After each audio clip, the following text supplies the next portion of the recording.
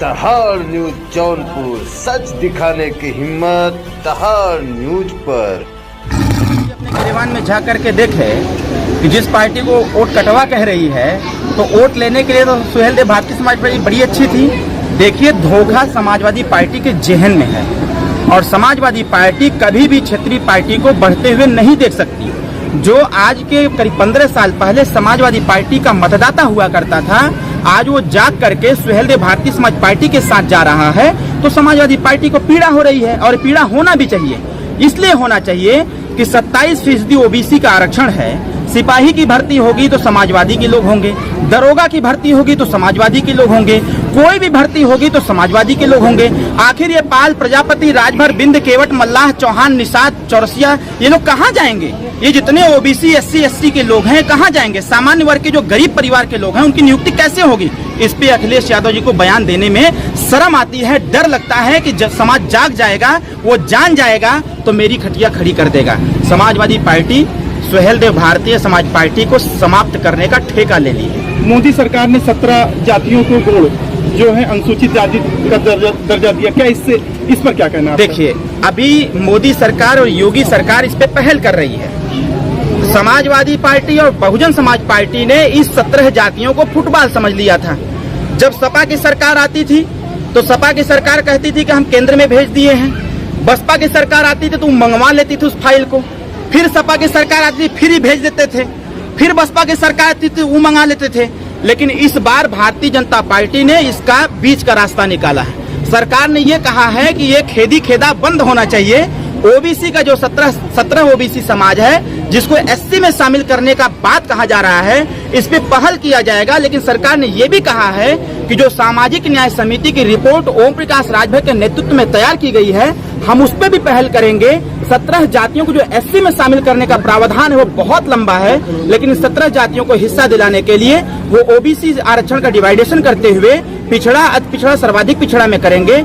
जिसके जितनी क्राइटेरिया होगी, 11% सर्वाधिक पिछड़ा है, 11 सीट सर्वाधिक पिछड़ा को दिया जाएगा, उसमें पिछड़ा और अति पिछड़ा नहीं आएगा। कहीं न कहीं इस फैसले का हम स्वागत करते हैं। सरकार को पहल करना चाहिए क्योंकि उत्तर प्रदेश में बेरोजगारी चरम सीमा पर है। पढ़े लिखे बच्चे बेरोजगार हैं, नौकरी मिल नहीं रही है क्योंकि आरक्षण की जो क्राइटेरिया है जब उसको फुलफिल करने की बात आती है तो सरकार जिसकी सरकार है उन्हीं के लोग उसको पूरा कर देते हैं, और जो ओबीसी, SC, ST समाज के लोग हैं, अल्पसंख्यक समाज के लोग हैं, इनकी नियुक्ति नहीं हो पाती है। इसलिए आरक्षण का डिवाइडेशन हो और जिसकी जितनी संख्या भारी उसकी उतनी हिस्सेदारी पर बात हो। मोदी सरकार जो है इस समय अपना जन्मदिन विकास पुरुष के रूप में मना रही है, इस पर क्या कहना है? वो कह रही है कि विकास ज्यादा हुआ। देखिए, वो तो गाँव में ही दिख रहा है। जैसे मैं जिस गाँव में खड़ा हूँ, विकास कितना, मैं भी सुबह से ही अम्बेडकर में टहल रहा हूँ, विकास कितना हुआ है किसी से छिपा नहीं है। कहा गया था कि उत्तर प्रदेश में एक भी गड्ढा नहीं है, हमको लगता है कि उत्तर प्रदेश में गड्ढे ही गड्ढे हैं। ये भी कहा गया था, सरकार ने कहा था कि सब लोग खुश हैं, लेकिन यहाँ जितने लोग हैं पूछे नौजवानों से क्या खुश हो तो कहे ना खुश, कहाँ बाटी हम। तो कुल मिला जुला करके सरकार अपना पीठ थपथपा रही है। सदन चल रहा है, सदन में शीशा लेकर के ओम प्रकाश राजभर खड़े हैं कि हमारे समाज की सबसे प्रथम मांग ये है कि अनुसूचित जनजाति में राजभर को शामिल करके 7.5% आरक्षण उत्तर प्रदेश में दिया जाए ताकि हमारे समाज के बच्चे भी नौकरियों में सहभागी हो सके, वो भी आगे बढ़ सके। हम लोग इस पे लगे हुए हैं। ओम प्रकाश राजभर जी सदन में खड़ा होकर के सरकार के विकास का आईना दिखाएंगे कि ये झूठ मूठ का बाजा बजाना बंद करिए और क्षेत्र में जाकर के देखिए कि 7-8 सालों में क्या विकास हुआ। निकाय चुनाव में क्या भूमिका होगी? सुहेलदेव भारतीय समाज पार्टी पूरे मुस्तैदी के साथ, पूरी ईमानदारी के साथ, पूरे मुस्तैदी के साथ चुनाव मैदान में उतरी है, उतरेगी भी। चुनाव का आचार संहिता लगते ही हम पूरे एकदम चुनावी मूड में हो जाएंगे। हम हर टाउन एरिया में जाकर के संगठन का निर्माण और कार्यक्रम चल रहे हैं। आपकी पार्टी में उथल पुथल मचा है? कोई उथल पुथल नहीं है, कोई उथल पुथल नहीं है।